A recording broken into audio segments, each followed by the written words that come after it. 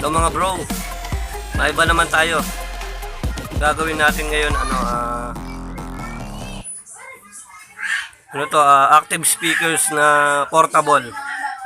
Tinatawag ng iba dito, boombox.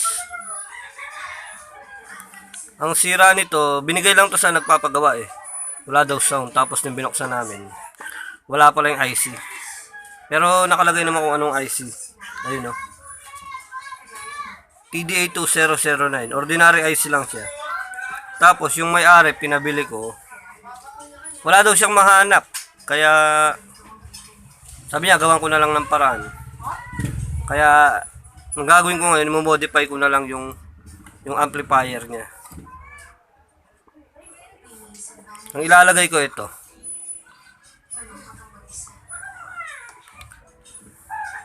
Yung audio section ng TV, yung mga LG Surplus. Ayan o. Bali ano to eh. PDA2006.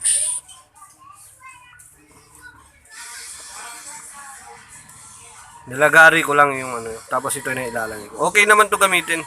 Basta yung heatsink dagdagan nyo lang o kaya idikit nyo dun sa heatsink nya, sa dati nyang heatsink. Madali lang naman din sundan yung nito. Yung connection nito. Bali itong capacitor na to, pwede kang mag-tap dyan ng 12 volts supply. Bagay hanggang 24 volts kaya nito. Ayan o. Diyan ka magtatap ng supply. Bali yung supply nito na 12 volts, kukonek mo lang dun. Bali ako ginawa ko, nag-wiring na ako para itatap ko na lang. Itong blue na to, galing yan dito sa sa positive. Ito. Tapos ayun dadaanan niya doon hanggang mapunta doon. Ito yun yung blue. Yung negative naman, ito jumper, tapos jumper, ayun. Negative, ito yung black. Itong isa naman na wire na to, itong puti. Bali ito yung niya, yung input, yung signal, audio signal. Madali lang din naman yan, sundan. Galing yan dito, sundan nyo lang yung gitnang pin ng volume control. Yan, susundan nyo lang ayan Tapos, resistor, ayun, capacitor hanggang makarating doon. Ito na yan. Bali lang itatap natin yung tatlo. VCC yan yung supply, tapos ground, tapos signal. Yung speaker dito lang sa bali nilagyan ko na, nilipat ko na yung terminal nun.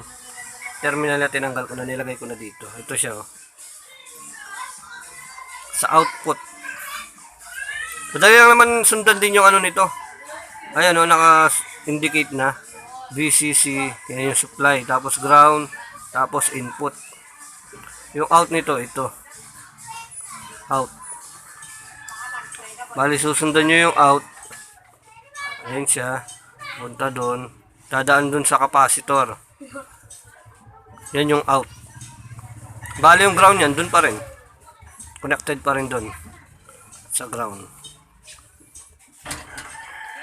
Tapos pagka nilagay nyo itong ganitong klaseng amplifier ng LG, mahina yung labas ng sounds nito. Hindi katulad sa universal board na China. Yun, malakas kagad ng sounds nun, maganda. Pero ito mahina talaga. Kaya papakita ko paano siya palakasin. Simple lang naman yun i-tap ko muna, tapos parinig ko sa inyo kung gaano kahina. I-wiring ko na. Tinuro ko na yung wiring, di ba? B+, input, yun lang naman, tsaka ground. Tapos yung out dito na. Susundan nyo lang yung out. Out, ayan capacitor. Yun na, out na yun. Ganun lang. Bali, i-wiring ko muna, tapos papakita ko. Testingin natin kung yung sounds niya. Yan mga bro, na wiringan ko na. Ito yung input sa resistor ko pinadaan.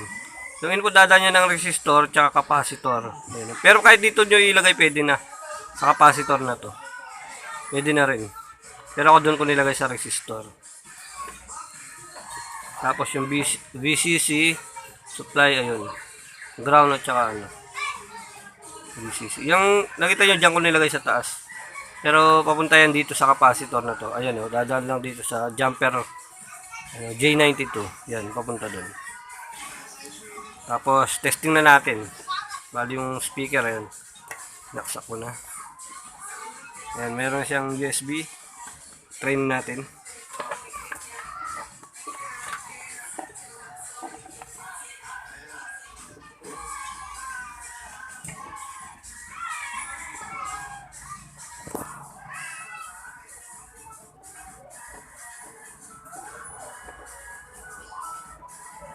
Yan, todo ko na lahat. Pati dito, sa button niya.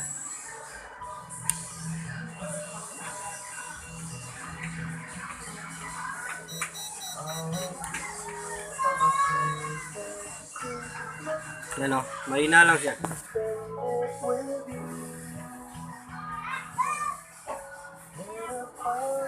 Nakatodo yan o, pinahan ko.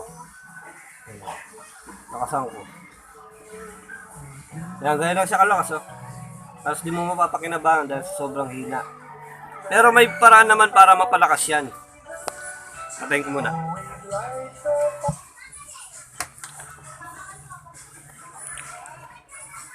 Bali dito lang kayo mag-modify niya, no. Sundan nyo itong REF na to. Ayan o, REF. Meron siyang ano, tinutumbok na resistor tsaka capacitor ito. Naka-series. Resistor, capacitor. Bali yung isang resistor papunta siya sa out. Kahit huwag nyo lang galawin yan. Ang gagalawin nyo lang itong mula sa REF na resistor papunta dito sa capacitor na nakakonect sa ground. Itong resistor na to, ito lang yung papalitan nyo. Itong R608. Pwede kayo mag-tap dyan para umano. Yung value kasi niyan ano eh.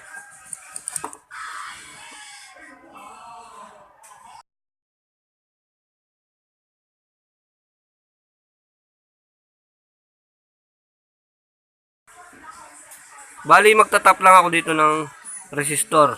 Pwede yung palitan niya kahit 10 ohms, 20 basta yung sounds niya eh hindi naman distorted, pwede na yun. Pero ilalagay ko diyan 150. Dahil yun ang nabunot ko sa board na pwedeng 100 ganyan. Tapos titingnan niyo lang yung tunog kung ano.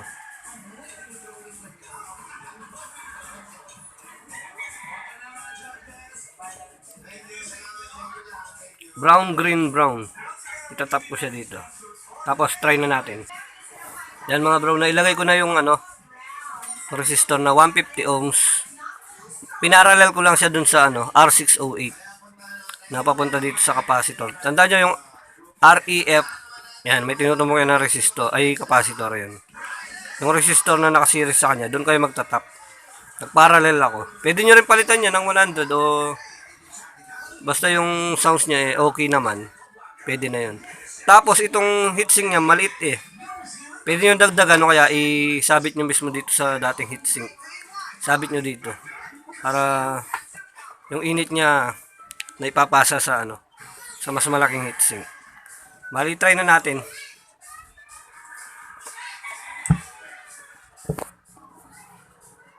Yan, nakahina pa siya. Yan o. Diba, lumakas naman kahit pa paano.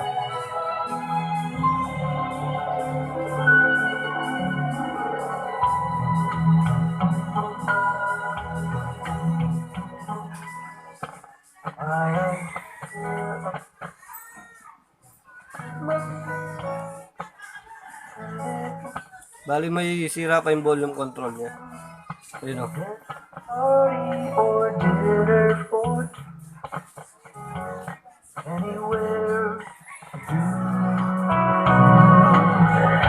Celebrating the Yuletide.